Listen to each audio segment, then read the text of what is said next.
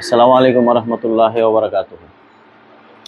আসলে দর্শক, আপনাদের কাছে আমার প্রশ্ন, স্বাধীনতার ৫৪ বছর পরেও এসে বলে স্বাধীনতার অগ্রযাত্রা শুরু হয়েছে। ৫৪ বছর পরে এখনো শুরুই করতেছে। আপনার বিএনপি কাইলো ১৫ বছর, এরশাদ কাইলো প্রায় ৯ বছর, আওয়ামী লীগ একটানা কাইলো আপনার ১৭ বছর, আগে কাইলো ৫ বছর।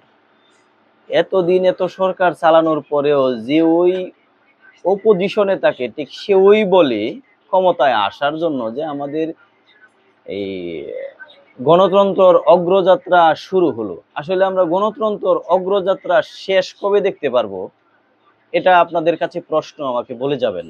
দেশের রাজনীতিবিদদের কাছেও প্রশ্ন যে গণতন্ত্রের অগ্রযাত্রাই শুধু শুরু হয়, আসলে শেষটা কখন হবে, বা আমরা জনগণ কখন গণতন্ত্র পূর্ণভাবে আমরা উপভোগ করতে পারবো, সেই প্রশ্নটা আপনাদের কাছে রেখে গেলাম।